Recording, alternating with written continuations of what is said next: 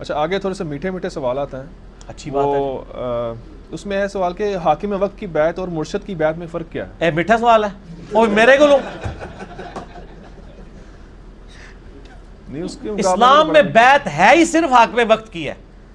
سورہ نساء نمبر 59 یا ایھا الذین آمنوا اطیعوا اللہ واطیعوا الرسول واولی الامر منکم. اطاعت کرو اللہ کی، اس کے رسول کی، ایمان والو، اور جو تم میں حکمران ہے. فإن تنازعتم فی شیء فردوه الی اللہ والرسول. اگر حکمران سے بھی جھگڑا ہو تو اللہ اور اس کے رسول یعنی کتاب و سنت سے فیصلہ کرواؤ. اگر تم اللہ اور یوم آخرت پر ایمان رکھتے ہو اسی کا انجام بہتر ہونے والا ہے. سورہ نساء آیت نمبر 59. تو حکمران کی بیعت ہی واجب ہے. وہ جو صحیح مسلم میں حدیث ہے جو امام کی بیعت کے بغیر مرا وہ جاہلیت کی موت مرا، اس سے مراد حکمران وقت کی ہے جب حکمران بیعت لے رہا ہو. اسی کی آج کل ایک ماڈرن فارم ووٹنگ والا سسٹم ہے. اس لیے میں کہتا ہوں سر جب ووٹ کے بعد ایک پرائم منسٹر الیکٹ ہو جائے نا تو اگر آپ نے ووٹ دوسری پارٹی کو بھی ڈالا ہوا تھا نا، امام اب آپ کا وہ پرائم منسٹر ہی ہوگا. یہ آپ کو ایکسیپٹ کرنا پڑے گا. ظاہر ہے اب وہ چنا گیا تو پہلے تک ٹھیک ہے آپ اوپینین ڈیفرنٹ رکھ سکتے، ونس ڈیسائیڈ ہو جائے پھر ایک ہی بندے کو آپ نے ماننا ہے. تو حکمران وقت کی بیعت تھی، خلیفہ راشد کی بیعت ہوا کرتی تھی. یہ پیر فقیری کی بیعت تو میرا یوٹیوب پہ کلپ لاکھوں لوگوں نے دیکھا ہے. اس کا عنوان ہے بیعت خلافت اور بیعت طریقت میں فرق. اس کا ایسے عنوان میں رکھا ہے پیری مریدی کی شرعی حیثیت. آپ پیری مریدی لکھیں نا صرف لفظ، سب سے اوپر وہ کلپ کھل جائے گا. اس میں نے بتایا بخاری مسلم میں جتنی احادیث آئی ہیں نا بیعت کی، وہ حاکم وقت کی بیعت ہے، پیری مریدی بیعت نہیں ہے. ورنہ جب حضرت ابوبکر کی بیعت ہوئی تھی تو حضرت علی نے اپنا لادہ سے کوئی خانقاہ کھولی ہوئی تھی. یہاں تو ایک پیر مرتا ہے اس کے 4 بیٹے لادہ لادہ خانقاہیں کھول لیتے ہیں، تو سارے ایک کو ہی مان رہے تھے. اسی طرح تھا نا. تو یہ پیری مریدی کی بیعت بیسیکلی خلافت کو ریپلیس کرنے کے لیے بعد میں ایک اجتہادن کی ہوئی ہے. ہمیں اس سے کوئی چڑ نہیں ہے. اجتہادن ڈاکٹر اسرار صاحب بھی بیعت لیتے تھے اگر آپ لینا چاہتے ہیں، لیکن یہ بیعت میں اطاعت واجب نہیں ہوگی. یہاں تو بیعت کروا کے پتہ نہیں کہاں سے کہاں تک وہ دین سے دور کر دیتے ہیں. اس پہ میں اپنی کوئی بات نہیں کرتا. پیر نصیر الدین نصیر صاحب کی ایک کتاب ہے پیری مریدی کی شرعی حیثیت. جو پیروں کی عزت افزائی اس کے اندر انہوں نے کی ہے نا، انہوں نے ایک جملہ میں بتاتا ہوں، انہوں نے کہا آج کے دور میں جس نے اپنا ایمان خراب کرنا ہے نا وہ مرید ہو جائے، اور جس نے اپنا ایمان بچانا ہے تو پیروں سے اپنے آپ کو بچا کے رکھے، خود پیر ہو کے. ٹھیک ہے، میں نے خود ان کو دیکھا ہے. میری ملاقات بھی گھر میں ان کے ساتھ ایک دفعہ سیٹنگ بھی ہوئی، 2007 یا 8 کی بات ہے. تو ان کے پاس میں نے دیکھا ایک وہ بوڑھی سی عورت آئی، وہ پیسے لے کے نا ہاتھ میں پکڑانے یوں اٹھا کے پڑے پھینکے، کہنی بی بی اللہ کو لو مانگ، پیر کے کر سکتا ہے. یہاں بھی جیل میں تقریر کر کے گئے نا، ایک بار ہی بلایا، دوبارہ انہوں نے بلایا ہی نہیں ہے. محفل نعت میں ان دنوں بارشیں نہیں تھی ہو رہی، تقریر ان کی رکھی ہوئی تھی، کم از کم 25-30 ہزار مجمع تھا، پورا اسٹیڈیم کرکٹ کا بھرا ہوا تھا. اس کے بعد یہ تارا جمیل صاحب کا جلسہ اتنا بڑا ہوا ہے جو وہ ہوا تھا. مریدوں نے بلایا، انہوں نے کہا تسی کہندے ہو پیر دیندے نے تے سارے پیر لیاؤ نا بارش کرو، نہیں دیندا جے لے لو، اودی مرضی جدوں دے گا. اسی لیے تو کہتے آخری وقت جو جی وہ وہابی ہو گیا سی، جی یہ ہو گیا سی، وہ ہو گیا سی. اگر وہ وہابی ہو گیا سی تو پھر تہاڈی بزرگی چ کمی ہے کہ تہاڈی اولاد بھی ہو کے تہاڈے سلسلے چ بھی ہو کے وہ گمراہ ہو گیا. پیر تو اسی لیے کیا جاتا ہے نا تاکہ آپ گمراہ نہ ہو. اگر پیر ہی خود گمراہ ہو جائے، مریدوں کو چھوڑ دیں. اگر پیر گمراہ ہو رہا ہے تو بڑے بزرگوں کی بزرگی اسٹیک پہ لگ گئی ہے جن کی وجہ سے وہ بیٹھا ہوا ہے. اچھا پھر میں آپ کو ایک واقعہ بتاتا ہوں. یہ شیخ عبد القادر جیلانی رحمہ اللہ تعالیٰ کے بارے میں ایک واقعہ جی. وہ ایک دفعہ ایک جنگل میں عبادت کر رہے تھے تو آسمان سے آواز آئی، ایک روشنی ظاہر ہوئی، عبد القادر تجھے اللہ نے بخش دیا، اب کے بعد کوئی نمازیں نہیں، جو مرضی کر. تو انہوں نے پڑھا لا حول ولا قوت الا باللہ. تو وہ شیطان تھا، چیخ مار کے غائب ہو گیا. شیخ عبد القادر جیلانی نے کہا کہ نمازیں تو نبی کو معاف نہیں تھیں، میری کیا حیثیت ہے. تو جاتے جاتے اس نے کہا کہ شیخ عبد القادر جیلانی تیرے اس مقام پہ پہنچے ہوئے 70 اولیاء اللہ میں نے بہکا دیے ہیں اسی بات کے اوپر، تو اپنے علم کی وجہ سے بچ گیا. تو انہوں نے کہا یہ تو نے دوسرا وار کیا ہے، میں اللہ کے فضل کی وجہ سے بچا ہوں.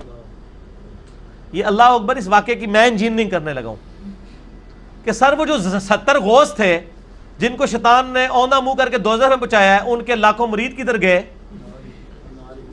71 ہی چوں ایک ہی بچا جے، 70 تو شیطان لے گیا جے. تے سانو کے پتا تسی جڑے پیر ساڈے بنا رہے ہو انہاں نال کی ہونا ہے اگر غوثاں نال ہویا ہے. تو پھر ہم کہتے ہیں اس کو اپنا پیر مانے جس کی گارنٹی قرآن میں ہے، ما ضل صاحبکم وما غوا، تمہارے نبی نہ کبھی بہک کے ہے نہ کبھی بے راہ چلے. اور یہ اعلیٰ حضرت نے خود لکھا ہے، اعلیٰ حضرت کی ایک کتاب ہے بیت و خلافت.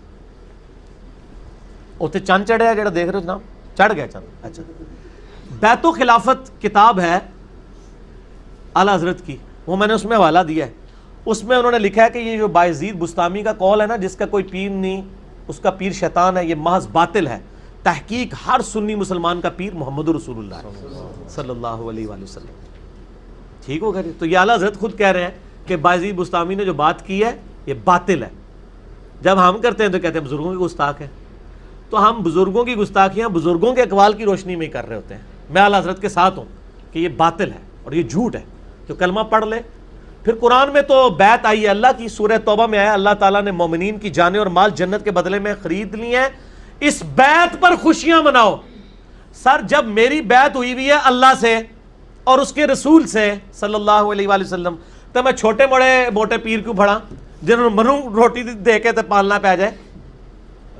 میں پھر وہ اکثر بات کرتا ہوں نا کہ لوگوں نے گاڑیوں کے پیچھے لگایا ہوتا ہے نگاہ مرشد، حالانکہ وہ نگاہ مرشد نہیں ہوتی، وہ ھذا من فضل ربی ہوتا ہے. اور جن پیروں کو یہ نذرانے دے رہے ہوتے ہیں ان کا بھی کام ہے کہ وہ اپنی گاڑی کے پیچھے لگوائیں کہ مریدین کے نذرانوں کی برکت سے، اور وہ سچ بھی ہوگا. یہ تو جھوٹ ہے نگاہ مرشد. یہ تو بیچارہ پورا دن ٹیکسی چلا رہا ہے، پیچھے لکھا ہوا ہے بری بری امام بری کر دے کھوٹی قسمت ہری، اور جا کے امام بری کے وہاں پہ مزار کے اوپر جا کے چندہ بھی دے رہا ہے. اس مزار کے اوپر جو سارے معاملات چل رہے ہیں وہ تیرے چندے سے چل رہے ہیں. یہ تو ہونا چاہیے اس مزار پہ لکھا ہو کہ ٹیکسیوں والے اور غرباء کی نگاہ کرم سے. یہ سچائی ہوگی. یا پھر خدا کے لیے آپ لکھو ھذا من فضل ربی.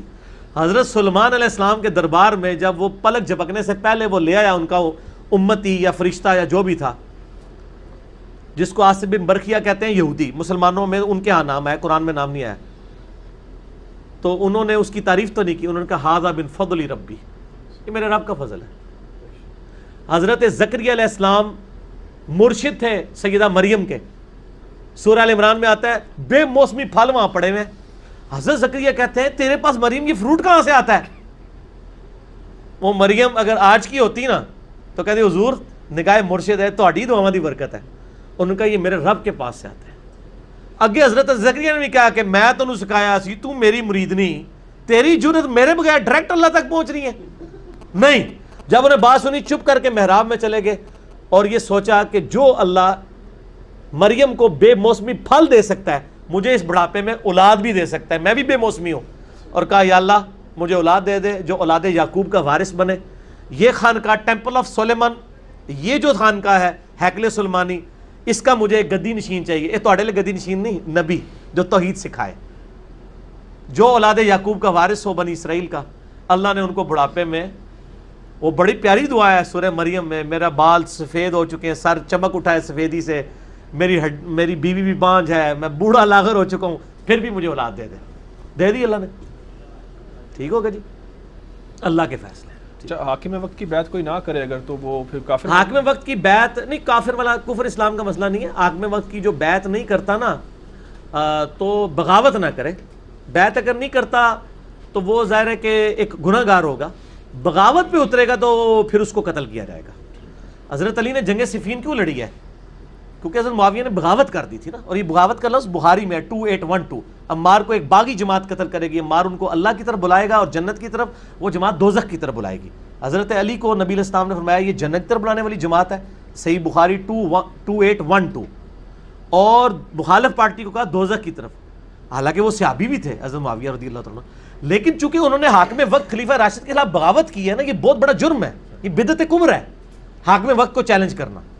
ٹھیک ہو گیا نا. اسی لیے حضرت علی نے پھر تلوار اٹھائی، پھر انہوں نے قرآن نیزے پہ اٹھا کے تو جان بخشی حضرت علی نے کر دی ان کی.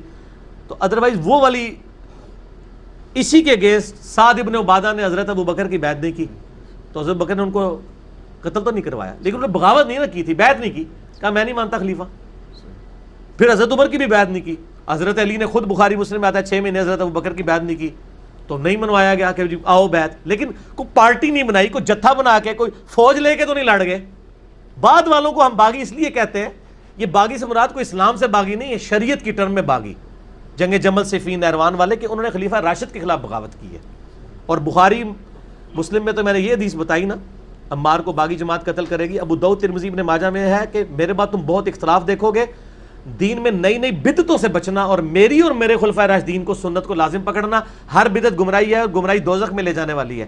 خلیفہ راشد کے خلاف بغاوت کو ہی بدعت کہا گیا ہے، باقی تو بدعتیں آپ نے خود بنائی ہوئی ہیں نا اجتہادن. اصل بدعت ہے خلیفہ راشد کے خلاف کھڑا ہونا. جنگ جمل صفین نہروان میں جو مولا علی کے خلاف کھڑے ہوئے ہیں ان کا یہ عمل بدعت پہ مبنی ہے. خود اما عائشہ نے کہا کہ مجھ سے نبی علیہ السلام کے بعد ایسا کام ہو گیا ہے، یعنی کہ مجھے میری سوکنوں کے ساتھ دفن کرنا. ٹھیک ہے، یہ علیحدہ سے ایک ٹاپک ہے، مسئلہ 101 دیکھ لیں. میں محرم ہے نا تھوڑا اس پر چل بھی نہ پاؤں، رہنے دو. اچھا، محرم پہ ہماری 28 نمبر مجلس 10 محرم 1440 کو ریکارڈ ہو کے 4 گھنٹے اور تقریباً 14 منٹ کی اپلوڈڈ ہے یوٹیوب پہ. محرم کے آلموسٹ سارے میں نے مسائل اس کے اندر کور کر دیے، لہٰذا آج کوئی سنی شیعہ کنفلکٹ پہ سوال نہیں آنا چاہیے. ٹھیک ہو گیا.